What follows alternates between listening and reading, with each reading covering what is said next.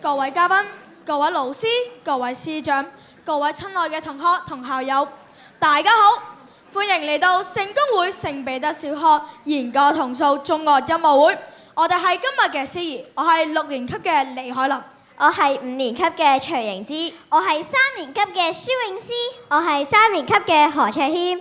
首先，我哋謹代表聖公會聖彼得小學向各位來賓致以最熱烈嘅歡迎同衷心嘅感謝。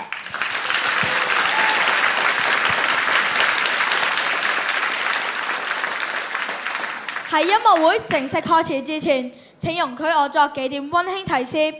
為咗令大家可以專心欣賞演出，演出期間請勿錄音、錄影、拍照或進食。學校已經聘請咗專業嘅拍攝團隊錄影同埋拍照，連同造型照同埋花絮會輯錄喺設計精美嘅 USB， 稍後會以成本價出售。請大家密切留意，買多幾隻送禮自用。同時請將手提電話調校至靜音模式。多謝合作。喺節目結束謝幕時係歡迎拍照㗎。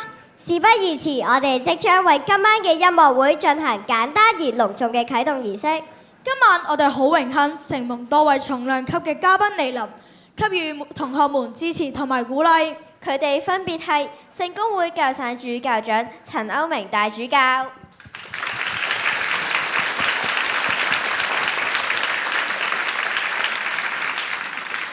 中央人民政府駐香港特別行政區聯絡辦公室教育科技部處長何金輝博士、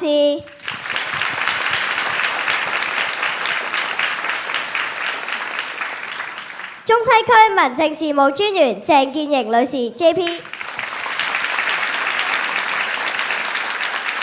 教育局首席助理秘書長課程發展林思嫻女士。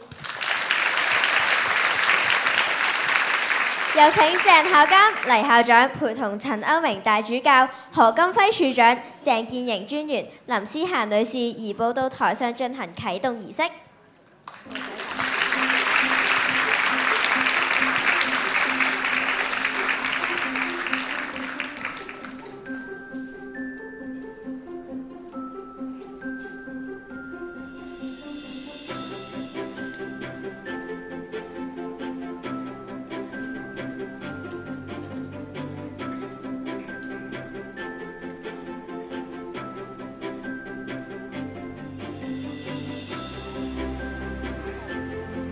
相信大家已經留意到台上呢個特別嘅裝置，中央嘅圓球象徵今晚音樂會嘅核心精神，而每位主禮嘉賓面前嘅光柱就代表住中樂傳承所需要嘅力量與支持。